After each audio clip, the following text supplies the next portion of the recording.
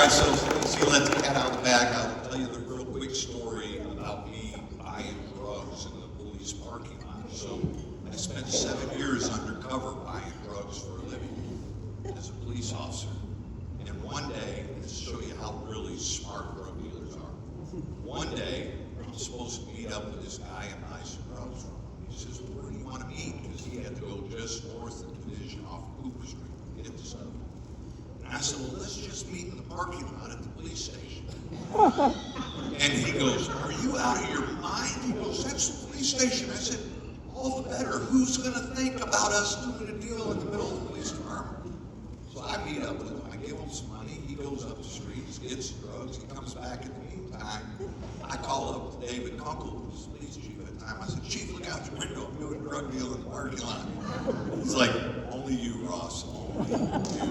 So I had the most beautiful mullet on the face of the earth, by the way, back in the day. So anyway, thank y'all for letting me come out and talk to y'all about what's going on in Arlington. There's a lot of exciting things that are happening. Has anybody seen the Dallas Morning News this morning about the new Lowe's Hotel? No. So on around June 15th, we're going to implode the old Sheraton. It's coming down permanently. Mid-month, next month, Sheraton will no longer have people staying in it. We're going to spend a little bit of time letting police and fire do some training. They got to gut the place. It's going to take several months to do that. And then they're going to implode it on June 15th. They're building a 550-room Americana by Lowe's hotel, a beautiful new local hotel that's going to go there in its place. So it's going to come down temporarily, but a brand new beautiful hotel is coming back in. We are currently in negotiations. I think we're going to be finalized. It's sort of top secret, so y'all don't tell anybody. So, we're looking at extending the Cowboy lease here for another 15 years. Now, that means a lot, because right now the Cowboys have 15 years left. We want to make sure they stick around here for at least another 30 years or so. And it looks like we're going to be able to get that accomplished and come out real soon with that. Why is that so important?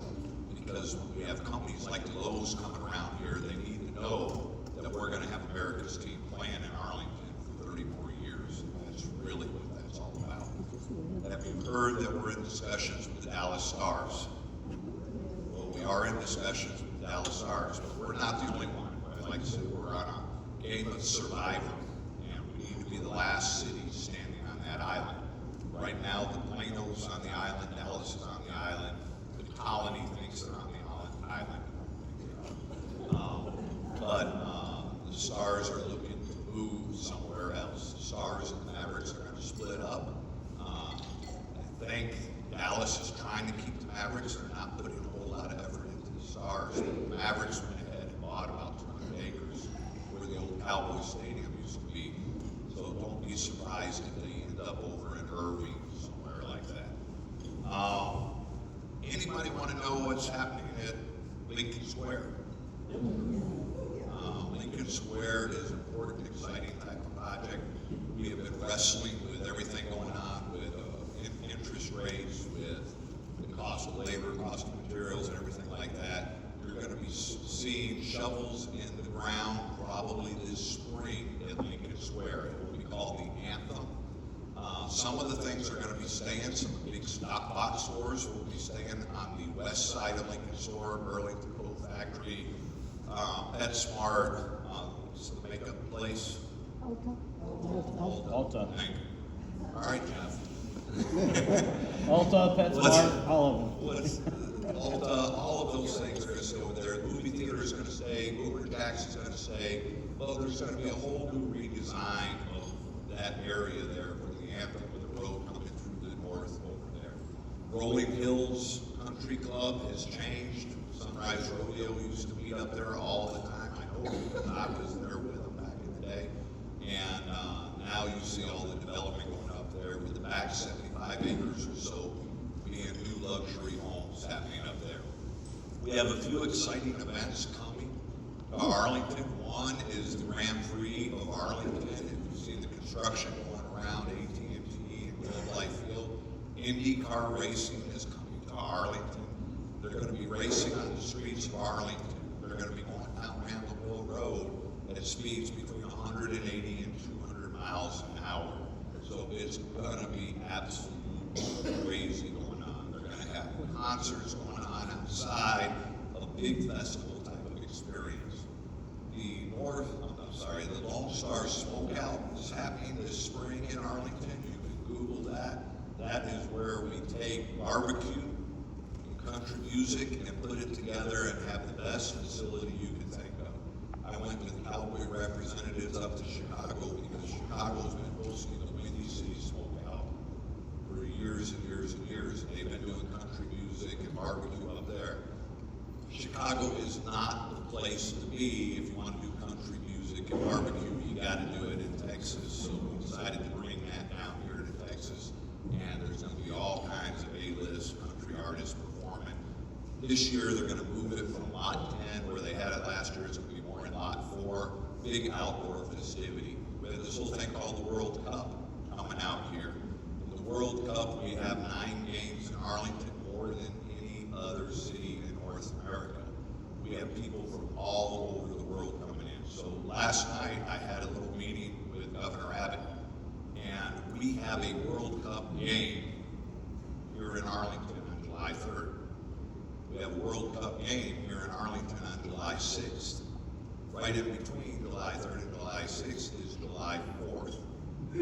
So what we're planning on doing is getting the state of Texas to designate Arlington as the celebration spot in the state of Texas for the 250th anniversary of America and the 150th anniversary of Arlington, where we're going to do a drone show and fireworks show similar to what we did with the Medal of Honor Museum opened up. We're going to do that under the lakes with music and everything like that in the entertainment district, because we'll have the world here in Arlington at the time. So the governor absolutely loved it.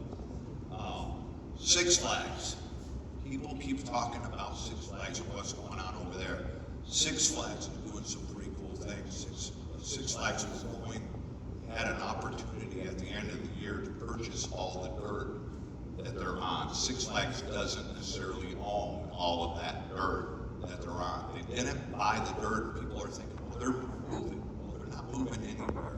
They're not shut down. Six Flags just invested $50 million on the world's largest inverted mega something or another. I don't even know what it's called, but it's the inverted roller coaster where it has the steepest drop where you sort of go almost upside down, and it's over 300 feet of a drop. It's something that the mayor will not be doing in any way, shape, or form. I will be happy to hold stuffed animals or horses like I tell my kids and my grandkids, but I'm always worried that there's a weight limit on those rides and I'm going to exceed it. So I will not be doing that.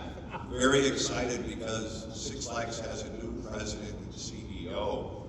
He called me yesterday, and Six Flags merged with Cedar Fair. Cedar Fair is another big amusement park thing. Cedar Fair was in Sandusky, Ohio, but they also have a Charlotte, North Carolina office. So their original intent was to move everything to Charlotte, North Carolina, and we're like, wait a minute, our headquarters for Six Flags is here in Arlington. So the Six Flags new CEO called me yesterday and goes, Mayor, here's what we're thinking. And I talked to the governor about this, and I got some very optimistic reply. They want to talk to us about consolidating all of their headquarters on that big merger to right here in Arlington, Texas. So that's super, super exciting because we're talking hundreds of jobs and all of that. So what's been going on in Arlington? When I first came on, everybody says, what are you going to do? What are you going to do? I always had this vision that jobs were really important because the more people you can put to work in gainful employment, the more affordable housing is, the better homelessness is, the better the crime rate is. So we started really focusing on the job creation. I'm happy to report that in the last 4.5 years, Arlington has brought in more than 27,000 jobs.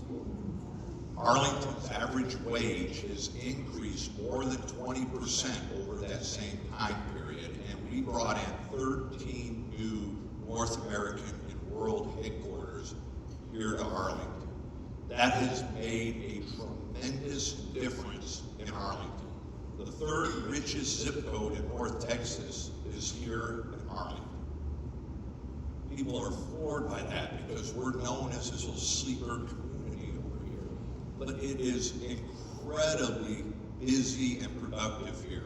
How has that responded from a crime perspective? Simple.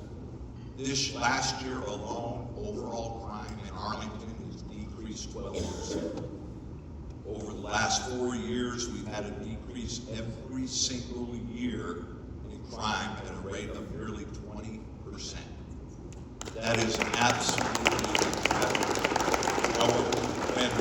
When employers are coming to a city, they're looking, in my opinion, I have a very simple formula because I am a Marine and I have to keep it simple, right? And use crayons to it. Yep, we have to keep it simple. I was a little disappointed that we didn't have crayons for lunch. But my formula is this. Employers want to see good education. They want to know, are my employees going to be able to send their kids to good schools? So for the first time, anywhere in the state of Texas, we formed the Education Coalition that brought together public schools, private schools, charter schools, homeschooling association, TCC, and UTA. That Education Coalition is chaired by Dr. Victoria Ferrara Myers. She has done a phenomenal job on that. They've created programs like See Something, Say Something to deal with school safety. They've created a Read What program to deal with literacy in our schools. It's just a phenomenal group to get people working together. They used to be very competitive with one another. The public schools didn't talk to the private schools, they didn't talk to the charter schools, and all of that. And now we have a situation where they're working together. And the second thing is, employers want to know that their community is safe. What's going on with that? So we've staffed up over the last 4 or so years. We've staffed up our police and fire so that now we have 4-man staffing for our fire department here in Arlington. We've been needing that for a long time. And the reason that's important is because the national standard for firefighters is you can't go in and fight a fire without 4 people being there to protect the firefighters and protect the citizens. And now we have that. We used to be responding with 3-man staffing, and they'd have to wait for a backup to get there. So they don't have to wait anymore. Our response time for our 911 calls, both EMS and police and fire, have decreased considerably. So we're getting first responders to people much, much faster.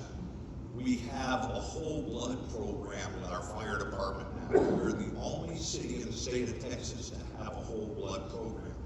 And what that means is this. When there's a traumatic situation on the streets, a gunshot, a traffic accident or something, what's killing people more than anything is loss of blood. You can't get them to the hospital fast enough to get them the blood they need. Our fire department is able to give blood on the scene.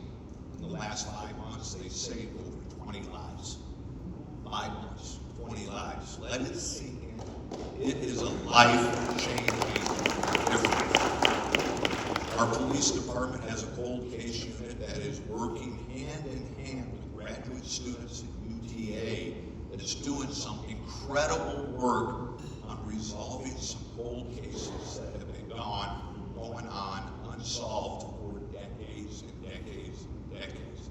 So I'm incredibly proud of what our police and fire are doing.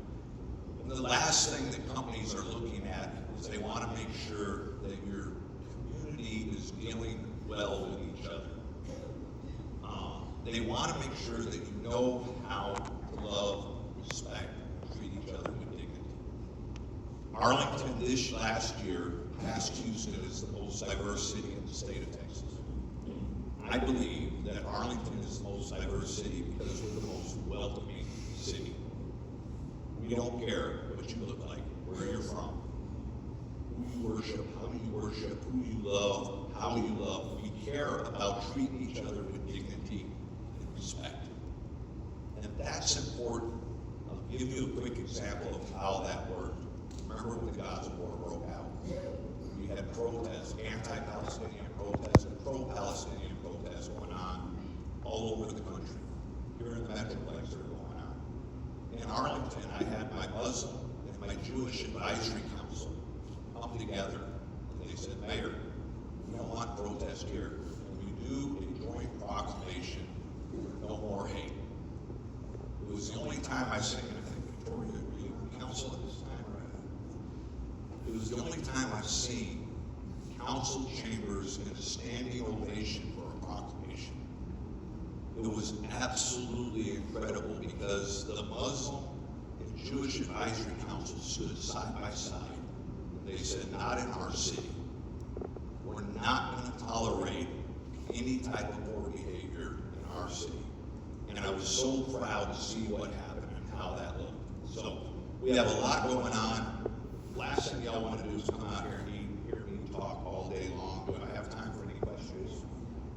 Okay. We got plenty of time. Iggy. Do you want to talk to us about what you think will happen to budget next year? Yeah. So this Arlington budget next year, the question was, so everybody can hear me, what do I think will happen to the Arlington budget next year? This year there was a budget shortfall. It was a pretty straightforward shortfall. There were a couple of things that we anticipated to happen in our shortfall. A, our ARPA money ran out. ARPA money being the monies we got from the federal government during the COVID relief, right? The other thing that we can anticipate is our senior tax freeze. So at 65, thank you, I got my senior tax freeze. And at 65, you get your taxes frozen here in Arlington. And we can anticipate those things, but there were other things that happened that we weren't able to anticipate. One of those things being that the Tarrant County Appraisal District stopped doing appraisals. For a couple of years, they stopped doing appraisals. When that happens, I know a number of y'all are in real estate here, when that happens, you don't see any growth in your property values. When you don't see any growth in the property values, you don't get any growth in your budget from the city. It becomes stagnant. Another thing we saw in doing that is the Tarrant County appeals for the property values increased because TAD, Tarrant County Appraisal District's methodology of dealing with the appeals changed. What we could typically budget for is about a 1% variance after an appeal. Now, all of a sudden, it went from 1% to 3%. That 1% to 3%, you're talking about all the properties in Arlington, accounts for tens of millions of dollars. It's a huge difference. Another issue that we had to deal with was a very conservative valuation of what was going on with TAD. Tarrant County Appraisal District is coming out and they are appraising similar properties to all of the other communities around us, all the other counties, at least 10% lower than what other counties are doing. That accounted for a number of shortfalls as well. And the last thing was traveling HFCs. What is a traveling HFC? A Housing Finance Corporation is an entity that is connected with various cities that helps with low-income housing. If you have an apartment complex, you can go and apply to get some type of tax relief on this low-income housing because certain criteria of residence is being met and people can move in there at a cheaper rate. Well, here's what started happening. We had an entity come into Arlington's HFC and said, hey, listen, we're going to buy an apartment complex here in Arlington up off Washington by Lamar. And that apartment complex was worth $81 million. We're going to buy the apartment complex. We want to know if we can get some tax relief on this from the HFC. And they were evaluated by the Arlington HFC. And Arlington said, we're sorry, you're not eligible. And they weren't because they had market value type of residents in this place. So they went to Pecos, Texas. Anybody know where Pecos is? You got me, I have no idea. But they went to Pecos, Texas. And and they got Pecos at HFC and they said, hey, we got an idea. Why don't you partner up with us? We'll make you managing partner of this little deal we're doing. You're gonna get a kickback, and then you go to Tarrant County Appraisal District and pull this apartment complex in Arlington off of the tax rolls. And they started doing that to a number of different properties here in Arlington. So we had to end up suing Pecos HFC, suing the developer, getting an injunction to keep that from happening, and then working with legislatures in Austin to change the law so that we can close the loophole and not allow these small communities getting millions of dollars in kickbacks to come around to larger communities like Arlington, Fort Worth, Dallas, and start pulling our properties off of tax rolls. So Iggy's question is important because those were unexpected things that we didn't know what was happening. We now have the expectation of what's going forward, so you won't see another shortfall next year. And that's the biggest concern is, how did the shortfall happen? How did we end up on there? And how are we addressing it going forward? Now we know what's going on with that. That's why when cities and school districts are putting people on TAD, that we're getting the right people in place who are doing the right things, and they're not doing it for any other specific agenda.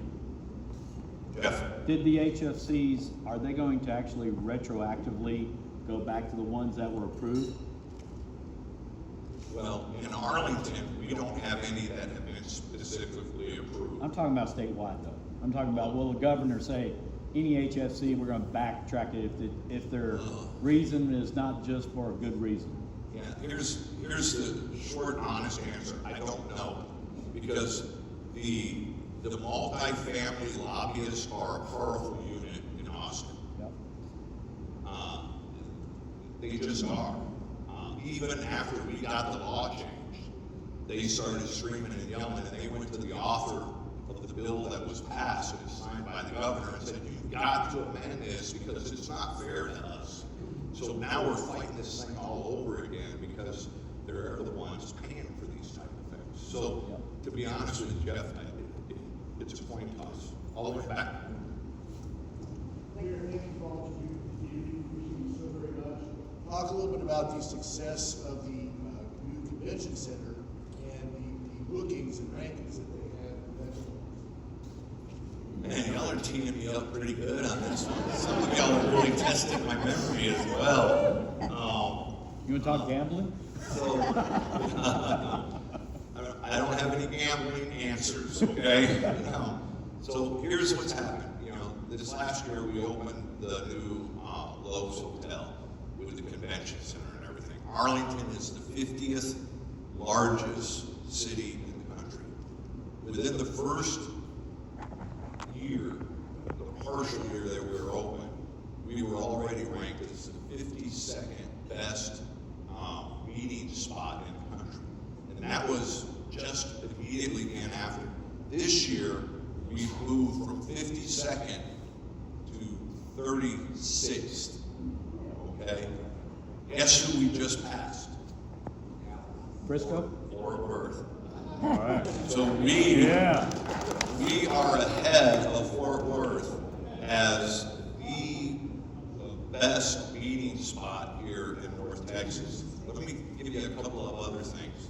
Wallet Club did a study and found that Arlington financially is the best run city in all of North Texas. We are the second best run city in the entire state. All of our credit ratings for the city are A++++, whatever the titles are on them, are top notch. The top two safest cities in the state are here in Tarrant County. Fort Worth is the safest city in the state. Arlington is number 2.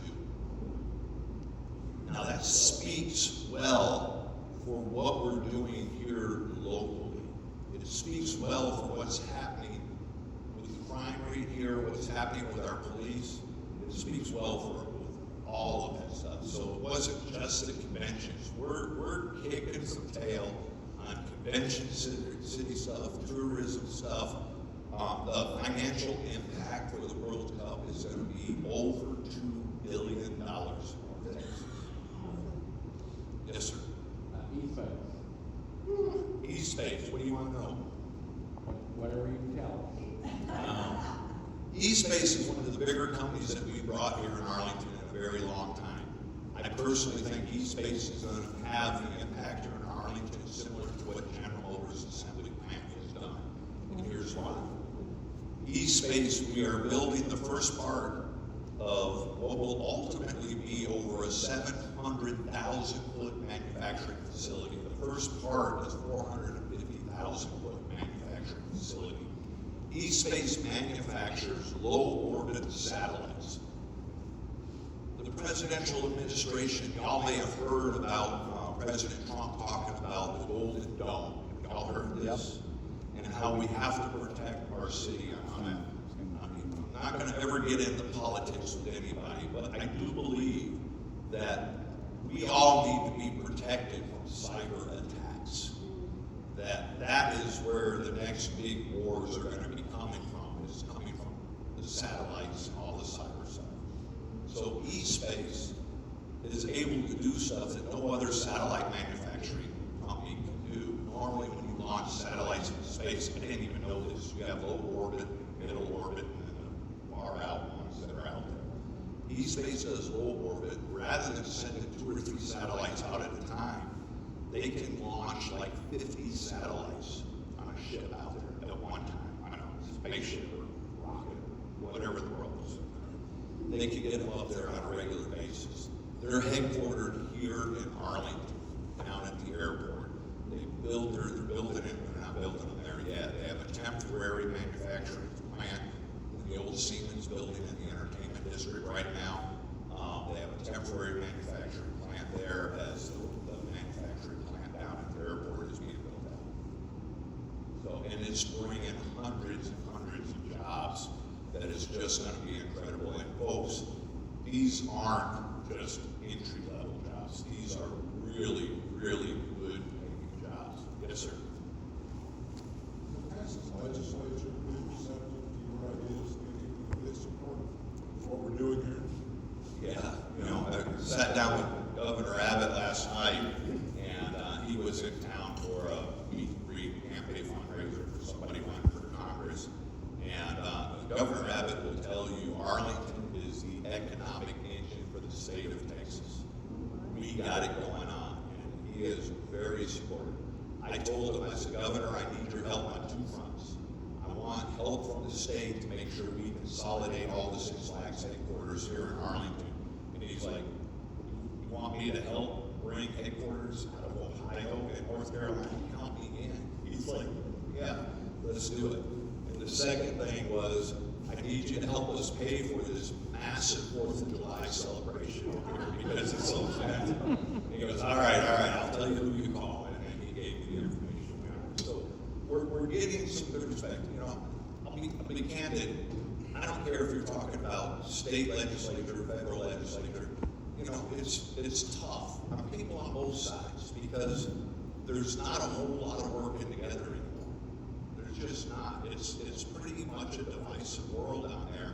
I'm not saying one side's better than the other. I'm just saying it's tough for them. You'll never find Jim Ross running for state representative or state senator. When I'm done. Because I don't want to get into that world.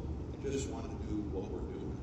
And so I feel for all of our legislatures, good, bad, and different, because there's a lot of drawing lines in the sand nowadays that makes it really difficult to be collaborative and to come out with compromises. I always say, I remember the day when Ronald Reagan and Tip O'Neill would disagree on something and they go lock themselves away and drink scotch and come out with a compromise.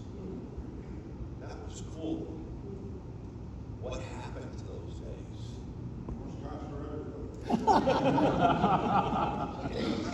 Can we finish that with prayer? Lord, give us more scotch. Anybody else?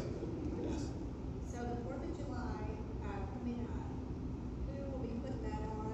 And we've got a lot of service-oriented there something Rotary could do? We got some clubs here at the Summit that we could be, a part of. So, yeah, the answer is to be the City of Arlington, the Medal of Honor Museum will be working, hopefully with some good money from the state of Texas, to be putting that on. We're gonna always be looking for people to help with that venture. Just like we did when we started a couple of years ago with the Veterans Day Parade. I believe Arlington is the most patriotic community anywhere. We have the Arlington Valor Alliance, which is what we created to bring all the service organizations together. We have the Medal of Honor Museum, we have Veterans Park, the incredible stuff down there. We appreciate everything you've done out there. And we're working actively, already met with the new Parks Director to say we've got to finish ourselves at Veterans Park. And so we're looking at doing all of that stuff and getting all of the new memorials done and everything on there. But the very first year that we did the Veterans Day Parade, year before this past year, we were voted the best parade in Texas. So we're doing some incredibly cool things, especially for the veterans community. I'm a big believer in how we take care of others is how people are going to look at us. Anything else? Quick question. Historically, property values have been tied to, location. That's kind of the adage in the past.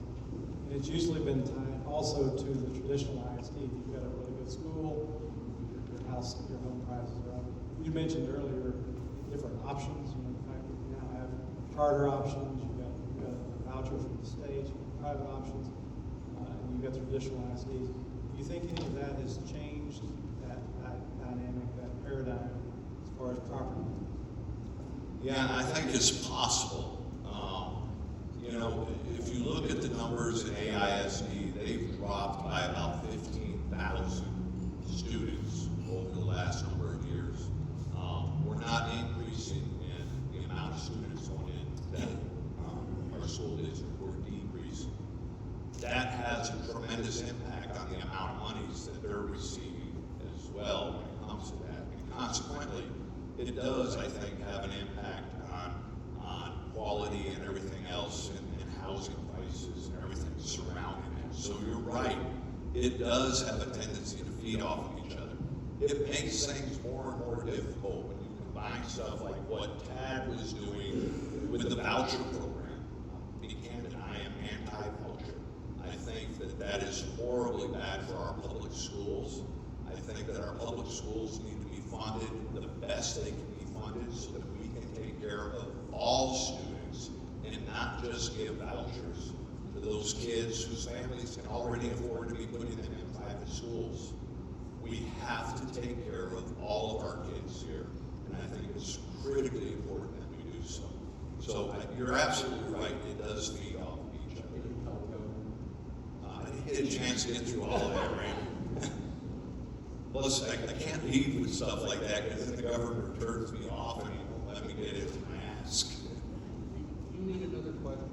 Go ahead, Dan. We are renowned for being the largest city in America that has no public transit.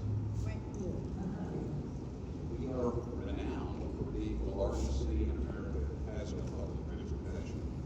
In a few months, we're going to host the World Cup. There will be people here from all over the world staying in Dallas and Fort Worth and basically any wide place of road where they can find housing. They're going to need to get to their soccer games. Now that we're proud of ourselves having projected pretty mass transit elections, how are we going to get these people from where they're saying where they want to be and watch their soccer? Okay, great question. I never get to speak anywhere unless somebody comes up with a transportation question. So thanks, Dan. I thought I was going to squeak out of here. I would disagree with the analysis that Arlington doesn't have public transportation. We most certainly do. In fact, Arlington leads the way when it comes to public transportation. When you speak to people like Michael Morris, who heads the Regional Transportation Council here in North Texas, he'll tell you that we are the front runner. Arlington has our rideshare program that is great for getting people around Arlington, But you're right, you can't get into our rideshare program and go to Dallas. You can't get into our rideshare program and go to Fort Worth. But you can't get into a program in Fort Worth to come to Arlington or Dallas to come to Arlington either. Because the issue isn't about whether or not you're a part of a transit agency or a transit authority or not. The issue is about lack of regionalization. Because you have 4 different entities here in North Texas. You have 3 transit authorities, Denton County, Dart, and Trinity Metro. And then you have a group of what I'll call non-members or non-subscribers. The 2 biggest ones are being Arlington and Grand Prairie. Because we're not a member of a transit authority. But let me tell you right now, I have 6 cities that are trying, and they've taken it to their voters, are trying to get out of Dart. Because they're doing their cost analysis. And Plano, for instance, contributes about $120 million a year to DART. They had Edward Jones come in, and Edward Jones did a feasibility study, and they come back and they said, Plano, you're getting a $40 million a year benefit. So they're losing $80 million a year by being a part of DART. And Plano has now said, no more, we're done.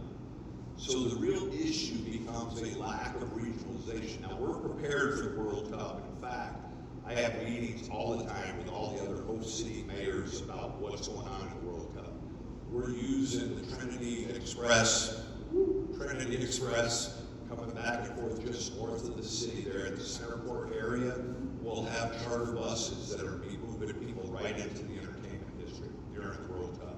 So we are ready for that. Plus, all the hotels throughout Benton, Dallas, Fort Worth, and everything that have people, there will be charter buses coming directly into Arlington, bringing people from those hotels.